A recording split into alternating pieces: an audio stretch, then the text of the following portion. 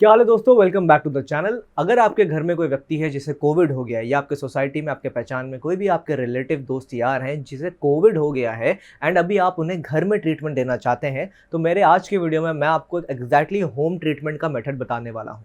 Covid के साथ साथ अगर उस व्यक्ति को डायबिटीज़ एंड हाई बीपी की इशू है तो भी ये आप पूरा जो मेडिकेशन है उन्हें दे सकते हैं।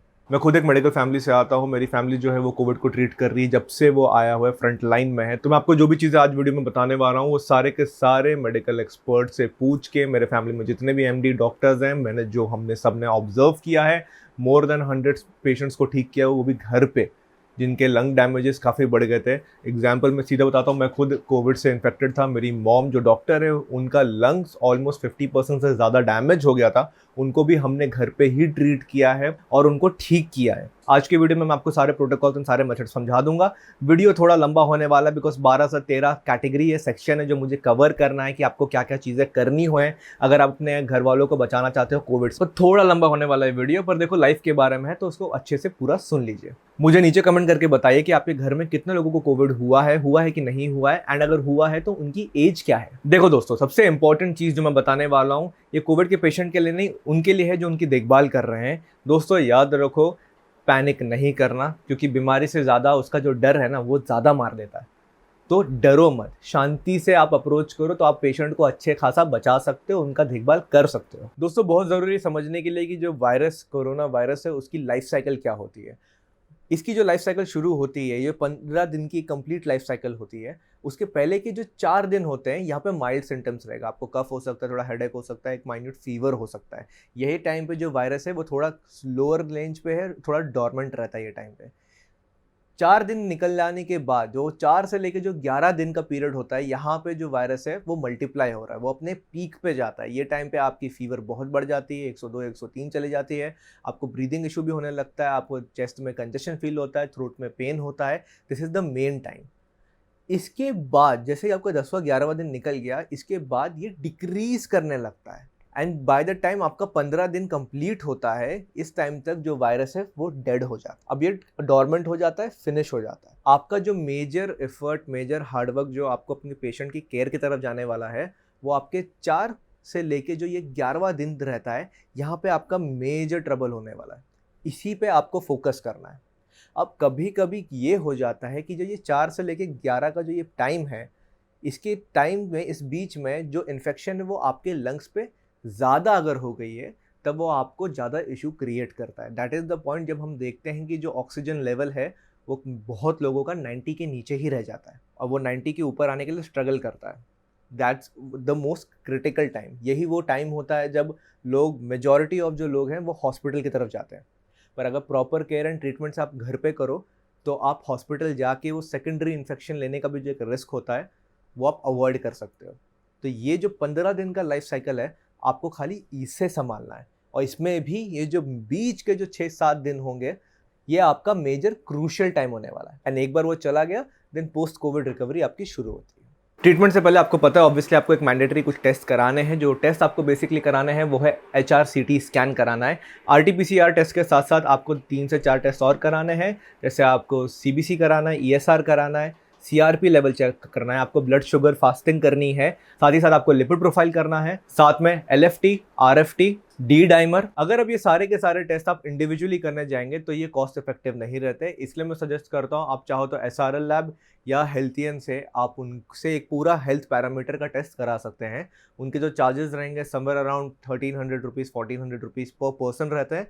आप अगर बल्क में करा रहे, इन टर्म्स अगर आपने घर के 2-3 लोगों को का पूरा मेडिकल हेल्थ चेकअप कराने वाले हैं, तो ये जो सेम प्राइसिंग है वो डिक्रीज भी हो जाती है with respect to the number of people are getting tested, so that आपको थोड़ी कॉस्ट इफेक्टिव पड़ जाएगी ये टाइम पे। देखो दोस्तों, आगे मैं जो आपको मेडिकेशन बताऊंगा उसके पहले ये बात समझ लीजिए कि आपका जो HRCT स्कैन में जो रिपोर्ट आने वाला है कि आपके लंग्स की डैमेज रेशियो कितनी है।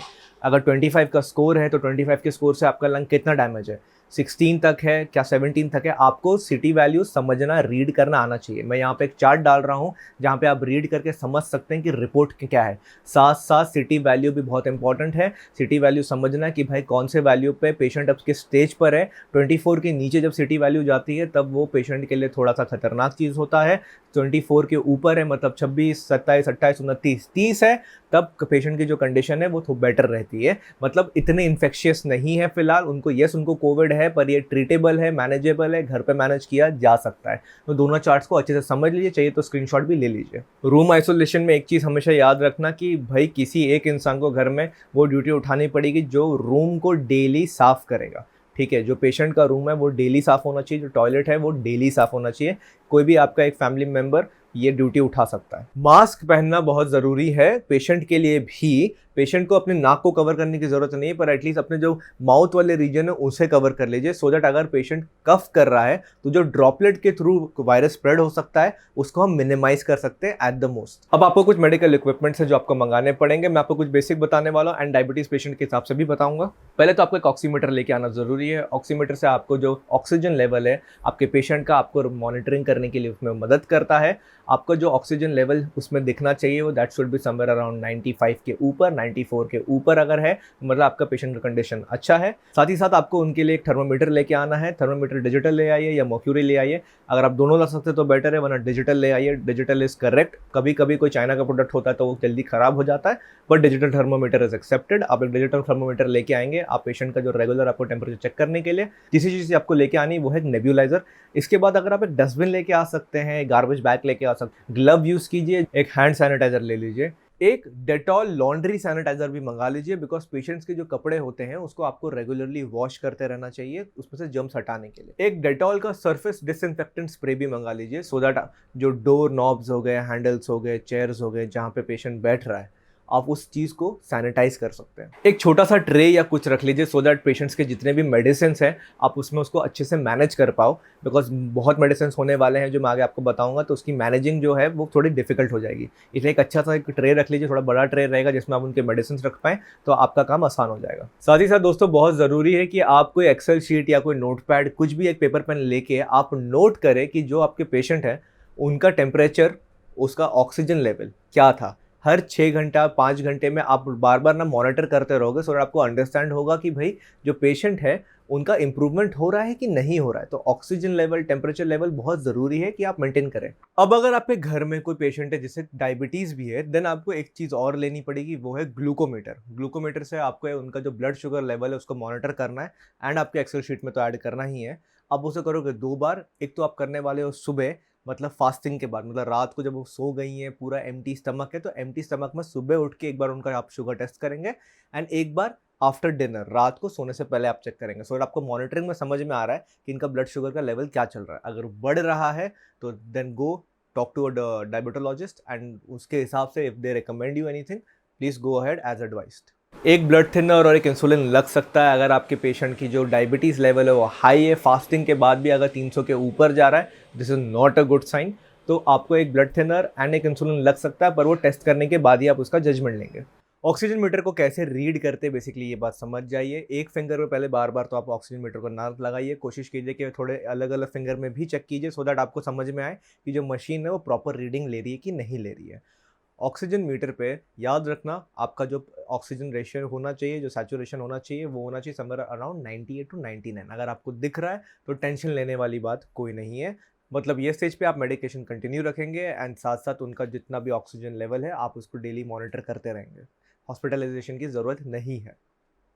अगर तो पेशेंट का जो ऑक्सीजन लेवल है, वो जो सैचुरेशन लेवल है वो कम होके आ जाता है अराउंड 92 से 94 या 90 to 94 अगर हो रहा है, तब आप ऑक्सीजन रीडिंग को शुरू कर लेंगे। दिन में कम से कम 3 से 4 बार, हर 4 से 5 घंटे में आप चेक करेंगे उनका ऑक्सीजन लेवल क्या है। सिर्फ उनको एक जगह पे बिठा के नहीं, उनको थोड़ी एक्टिविटी कराकर, जैसे आप उनको बोलेंगे रूम में वॉक करने के लिए, थोड़ा उठना बैठना, एंड उसके बाद उनका जो ऑक्सीजन लेवल है आप उनको चेक करोगे। अलग अलग फिंगर्स पे भी आप टेस्ट करना है आपको कि भाई ऑक्सीजन की जो रीडिंग है वो प्रॉपरली कैप्चर हो रही है कि नहीं। ये स्टेज पे आप काम करोगे, उनको एक नेबुलाइजर देना शुरू करोगे। Nebuliser is good for the lungs. Nebuliser के अंदर आपको 2 स्टेरॉइड्स ऐड करने पड़ते हैं, एक है ब्यूडेकॉट एंड दूसरा जो है वह डुओलेन। तो नेबुलाइजर आप कोई भी कंपनी का ले सकते हो, मैं नीचे 1-2 लिंक डाल दूंगा, अगर आपको वो कंपनी का चाहिए तो मंगा लीजिए। नेबुलाइजर को कैसे देते हैं उसका एक छोटा सा ट्यूटोरियल मैं दिखा दूंगा इस वीडियो में, वरना मैं एक नेक्स्ट वीडियो बना दूंगा मेरे दूसरे चैनल पे, चेकआउट कर लेना उस पर। या आपको तोड़ के, ठीक है, इसको तोड़ के इसमें से एक निकाल के आपको नेबुलाइजर के अंदर डालना है एंड वो आपको पेशेंट को देना है दिन में 2 बार, सो दैट वो ब्रीथ करे। ठीक है, ये जो इसके अंदर स्टेरॉइड्स है वो ब्रीथ करे, उनका जो लंग्स है वो हील होना थोड़ा शुरू होगा। ये आपको दिन में 2 बार देना है, मॉर्निंग एंड नाइट। ये मैक्सिमम ये जो मेडिसिन हैं 5 मिनट्स टू 10 मिनट्स के अंदर ख़त्म हो जाते हैं। तो मशीन ऑन करके आप 5-10 मिनट वहाँ पर रुक सकते हैं, मॉनिटर कर सकते हैं एंड बंद कर दीजिए। अब बात करते हैं ओरल मेडिकेशंस को लेके। मान लीजिए अगर आपके जो पेशेंट हैं, जो घर वाले हैं, उनका जो टेम्परेचर है वो अराउंड 100, 102, 3 के रेंज में चल रहा है, ठीक है। फीवर अभी फ़िलहाल कम नहीं हो रहा है। तो ओरल मेडिकेशंस हम पहले शुरू करेंगे और ओरल मेडिकेशंस में आप ये काम कर सकते हो कि आप उन्हें पहले देंगे एक फैबीफ्लू, ठीक है। फैबीफ्लू का आपको उनको टोटल डोसेज जो डे 1 में देना है वो मॉर्निंग को 4.5 देना है, मतलब 4 complete tablets plus 1 half tablet, ठीक है। ये मॉर्निंग एंड आप नाइट में देंगे, ठीक है। फैबीफ्लू का आपको जो डोसेज देना है वो है 400 mg का, ठीक है। याद रखिए 200 mg का भी आता है, वो आप तब दे सकते हैं अगर मान लीजिए आपके जो पेशेंट है वो उनकी बॉडी ढंग से रिएक्ट नहीं कर रही है, उनको बहुत हैवी लग रहा है, बिकॉज ये ऑब्वियसली ये हैवी मेडिसिन हैं एंड पहले दिन में ही आपको सुबह 4.5 एंड रात को 4.5 लेना है, तो बहुत हैवी डोसेज हो जाता है। तो कभी कभी it becomes very difficult for the patient, थोड़ा सा नॉजिया और ये सब चीज़ें हो सकती हैं उसके अंदर। These are few side effects of the medicine. इसके बाद फॉर द नेक्स्ट 5 डेज आप पेशेंट को खाली एक डोसेज देने वाले हैं, मतलब मॉर्निंग में एक डोज एंड रात को एक dose. That will be 400 mg in the morning, 400 mg in the night, ठीक है। ये 2 ही डोसेज जो रहेगा आप उनको देंगे। This is for the next 5 days only, जब तक टेम्परेचर जो है वो कंट्रोल नहीं आ जाता है। फैबीफ्लू का जो यूसेज है वो तब है जब आपके ऊपर डोलो 650 का असर नहीं हो रहा है, ठीक है। अगर आप पे डोलो 650 आपने ट्राई कर लिया है, आपने अपने घर पे ये होम ट्रीटमेंट मेथड में उन्हें दिया है एंड डोलो से कोई असर नहीं हुआ है, तब आप फैबीफ्लू पे जाते हैं, because this is a very heavy dosage of medicine that is given to the patient. And आप पेशेंट को देंगे एक टैबलेट ऑफ डेक्सामेथासोन 4 mg। वो मॉर्निंग में आपको उनको एक गोली देना है for the next 5 days. And साथ में ही कोई टैब जिंक या Zincovit, any zinc related medicine आप उनको दे सकते हैं। That this will continue for the next 1 month, ठीक है। जिंकोवेट, विटामिन सी या प्रॉपर उनको पूरा महीना देते रहेंगे, एक मॉर्निंग में एंड एक नाइट में। स्टीम को लेके एक चीज़ कहता हूँ, ज़्यादा स्टीम भी नहीं, दिन में 2 बार स्टीम, 3 बार स्टीम मैक्सिमम बहुत हो गया, ज़्यादा नहीं, बिकॉज आपको स्टीम के हीट से अंदर के जो नॉस्ट्रल्स के पाइप्स हैं ये भी डैमेज हो सकते हैं। तो ज़्यादा लंबा लंबा नहीं करना। मैं कहीं देखता हूँ कि व्हाट्सएप मैसेजेस और कुछ कुछ चीज़ें चलती हैं जिसके बारे में हम आगे बात करेंगे, वो सब चीज़ों को मत पढ़िए। पहले आप अपना जो ट्रीटमेंट है, आप अगर आप वीडियो देख के कर रहे हैं या आप किसी डॉक्टर से रिकमेंडेशन में कर रहे हैं, वो भी आपको यही चीज़ बोलने वाले हैं, एक्सेस स्टीम नहीं करना है, वरना आपके जो नॉस्ट्रल की पाइप से अंदर वो डैमेज हो सकती है। एडवांस ओरल मेडिकेशन में आपको जो पेशेंट को दवाइयाँ देनी है ना, वो अभी आपके स्क्रीन पर है। इसके साथ साथ जो इंजेक्शंस या इंजेक्टेबल्स जो उनको दिए जाएंगे इधर वो सलाइन के थ्रू या उनके बटॉक्स में, वो ये है आपके स्क्रीन पर अभी। आप चाहो तो स्क्रीनशॉट ले सकते हैं इन सब चीज़ का। ये मेडिकेशन कंटिन्यू रहेगी फॉर 15 डेज। इसमें से सिर्फ फैबीफ्लू जो मेडिसिन है उसको बंद किया जाएगा आफ्टर द 10th डे। अब ओरल मेडिकेशंस में ना मैं आपको एक थोड़ी सी एडवांस चीज़ बताने वाला हूँ। जैसा कि मान लीजिए जो पेशेंट है उनका जो लंग बहुत ज़्यादा अगर डैमेज हो चुका है, ठीक है, ये कहते हैं ना निमोनिया वाली जो प्रॉब्लम है, ये जो बीमारी है ये बहुत ज़्यादा होने लग रही है, तब ये जो ओरल मेडिकेशन मैं आपको बोल रहा हूँ वो आपको फॉलो करना है। रिमेंबर पहले पेशेंट की जो कंडीशन है उसको देख के ही आप प्रोसीड करेंगे, वरना नहीं करेंगे। पहला जो ओरल मेडिकेशन है वो है Joseph 500। Joseph 500 is an antibiotic which is basically use for the treatment of bacterias in your body. Lung में अगर इन्फेक्शन है तब दिया जाता है। इसके बाद आप उनको देंगे Pantop D. Pantop D basically जो एसिडिक आपके बॉडी के अंदर है, ठीक है, आपके स्टमक में, which makes you irritated, uneasy, जो आपको फीलिंग आ रही है due to all these heavy medicine जो आप खा रहे हो, उसको वो थोड़ा न्यूट्रलाइज करता है, थोड़ा ईज करता है, सो दैट आपकी बॉडी में जितने भी एसिडिक जो फ्लूइड्स बन रहे हैं वो कम बने। This also helps in reducing the gas. तीसरा जो ओरल मेडिसिन देना है वो है Ecosprin 75। Ecosprin is basically an anti platelet. ये एक तरीके से आप बोल सकते हैं एक ब्लड थिनर है, बेसिकली जिसको ब्लड क्लॉथ हो जाता है या हार्ट का अटैक आने का थोड़ा चांसेस होता है, ये दिया जाता है। चौथा जो मेडिसिन मैं बोल रहा हूँ वो है Histafree M. This is use for your allergies. जैसे आप मान लीजिए आपका नोज ब्लॉक हो रहा है, आपको रनिंग नोज हो रहा है, वेटाइज हो रही हैं, इस टाइम पे आपको ये दिया जाता है सो दैट जो मेडिसिन के आपको रिएक्शंस हो रहे हैं ये थोड़ा कंट्रोल हो पाए। अगर एलर्जीज हो रहे हैं तो वो कंट्रोल हो पाए। पांचवा जो ओरल मेडिसिन मैं बोल रहा हूँ वो है मेड्रोल 4 mg। मेड्रोल 4 mg का वैराइटीज ऑफ यूसेज होते हैं। वो बेसिकली सिवियर एलर्जीज के टाइम पे इसको यूज़ किया जाता है एंड कोविड-19 के टाइम पे Medrol 4 mg is also given. Last but not the least we recommend live 52। Live 52 देखो बिकॉज इतनी हैवी मेडिसिन जा रहे हैं आपके बॉडी के अंदर कि इट इज़ रिक्वायर्ड कि आप थोड़ा अपने लिवर की भी प्रोटेक्शन करें, इसलिए live 52 is something we recommend. It can be taken twice a day. All the advance medication जो मैंने आपको बोला है मैं उसको यहाँ पे आगे लिस्ट में डाल दूंगा, आप एक स्क्रीनशॉट ले सकते हैं। तो याद रखिए इसको दिन में आपको 2 बार देना है as per advised. Now imagine कीजिए एक कंडीशन आ गया जहाँ पे पेशेंट ओरल मेडिकेशंस ले रहा है पर उस पर ज़्यादा असर नहीं आ रहा है, तब a set of injections and IV is something that we recommend.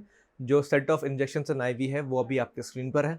Advance medication के बाद आप उनको सलाइन एंड आईवी पे भी लेके जाएंगे, बट अंडरस्टैंड वन थिंग, उसके पहले आपको उनका HRCT स्कैन कराना बहुत ज़रूरी है। तभी तो आपको स्कैन पर रिपोर्ट में समझ में आएगा कि उनका जो लंग का डैमेज रेशियो क्या है। व्हाट हैपेंस इज दैट कि देखो HRCT स्कैन तुरंत करा के ही मतलब नहीं है, बिकॉज जो क्लॉट्स हैं, ठीक है, जो हेजीनेस है, वो आपको एक्सरे में जल्दी नहीं दिखता है। जिस दिन को पेशेंट को फीवर आता है उसके एटलीस्ट 3-4 दिन के बाद अगर वो टेस्ट हो तो क्लॉट प्रॉपरली दिखते हैं। आपको जो इम्पैक्ट है वो अच्छे से समझ में आएगा कि हाँ कितना इम्पैक्ट अभी फिलहाल हुआ पड़ा हुआ है, so that you can take the necessary step. That is the reason मैं HRCT स्कैन की तरफ ज़्यादा पुश करता हूँ, सो दैट आपको एक प्रॉपर एक स्कैन मिल गया है। एक्सरे में भी PA व्यू नहीं लेना है, ठीक है, PA व्यू से इतना फायदा नहीं है जितना आप HRCT स्कैन करके आपको डायरेक्टली आपके जो नोड्स हैं उसके रिपोर्ट मिल जाएंगे कि left lungs and right lung आपको कितना डैमेज हुआ है।